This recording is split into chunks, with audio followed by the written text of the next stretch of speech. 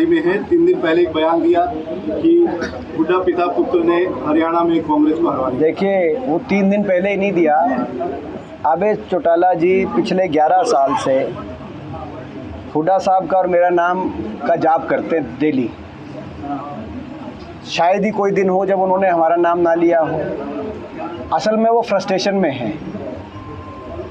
वो फ्रस्ट्रेशन में कि उनका जनाधार खिसक गया और उनको लगता है कि हुड्डा साहब और मेरी वजह से उनका जनाधार खिसक गया है और वो पार्टी का अस्तित्व हरियाणा में बचा नहीं। लेकिन वो ये ना भूले कि हुड्डा साहब और मेरे को अपने जनाधार को खिसकने का वो अपने मन में जो दोषी ठहराते हैं, वो जनाधार खिसका उनके कर्मों की वजह से।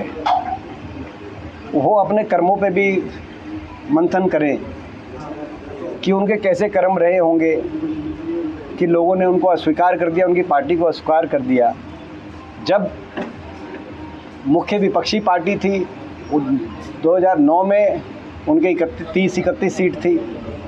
उसके बाद जब उनको पार्टी के वो अध्यक्ष बने तो 19 सीट आ गई, लेकिन मुख्य विपक्षी पार्टी और वो मुख्य विपक्ष के नेता बने। जब वो मुख्य विपक्षी पार्टी के नेता थे इनेलो के, तो अपने पार्टी का जनाधार के अपने परिवार को भी इकट्ठा नहीं रख पाए और 1 सीट पे आ गए खुद 2019 में, और इस बार खुद भी हार गए। और जाप नाम का जाप करते हैं हुड्डा साहब का और मेरा 11 साल से हम देख रहे हैं। इतना तो वो भगवान के नाम का जाप करे सुबह और शाम तो शायद उनका कुछ भला हो। सांसद साहब, जो आप वोट चोरी की इस अभियान चलाए हुए हैं, आप भाजपा आरोप लगाती है कि नाम से कांग्रेस अगर हार गई तो वोट चोरी में याद आ जाती है, अगर कांग्रेस जीत जाए तो याद। ऐसा नहीं है। चंडीगढ़ में हम सब लोगों ने देखा है जी किस तरह से इन्होंने देखो इसमें बड़ा सबूत तो और सुनो, इसमें जीत हार नहीं, कोई सारी वोट नहीं परिवर्तित कर सकता। जो जीतती है उसका भी मार्जिन, जैसे मैं देख रहा था मुख्यमंत्री जी ने कहा कि रोहतक से जो मेरी जीत हुई और कहा कि अगर वोट चोरी होती तो मैं कैसे जीतता रोहतक से।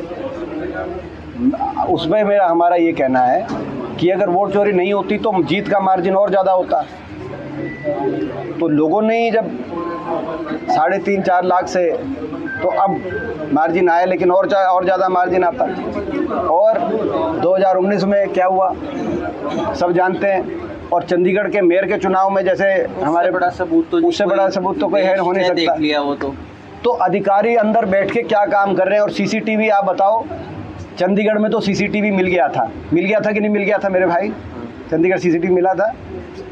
आप बताओ, चुनाव के बूथ पे अब सीसीटीवी नहीं दे रहे, कह रहे कि भाई महिलाओं, अब महिला वोट डालने जाती हैं। पहली बार हमने सुना है कि अंदर की से आज जो कह रहे कि चुनाव में हम सीसीटीवी नहीं देंगे पोलिंग बूथ का। आपने देखा क्या? फिर अंदर पोलिंग बूथ के अंदर अधिकारियों को क्यों बिठा रखा है? फिर पोलिंग बूथ के अंदर पोलिंग एजेंट को क्यों बिठा रखा है?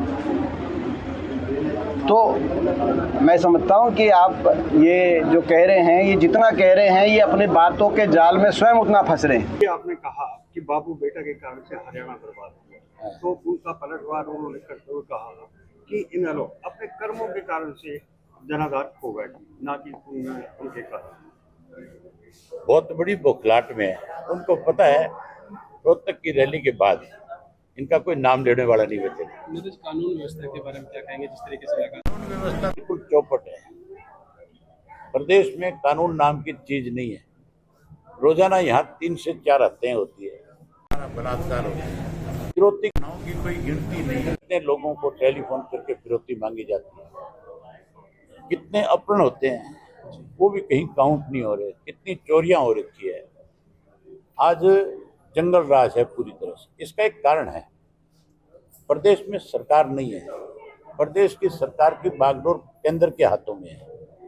केंद्र इस सरकार को चला रहा है। यहाँ मुख्यमंत्री मंत्री अपनी मर्जी से कोई फैसला नहीं ले सकते, इसलिए प्रदेश की हालत खराब है। सर, बाढ़ के अंदर हरियाणा में बहुत सारे डिस्ट्रिक्ट ऐसे हैं जहाँ बारिश के पानी की वजह से लाखों एकड़ फसल खराब हो गई। सरकार ने कोई स्पेशल गिरदावरी नहीं करी, किसान के पास जाकर के किसी ने आश्वस्त नहीं किया कि सरकार तुम्हारी कोई मदद करे।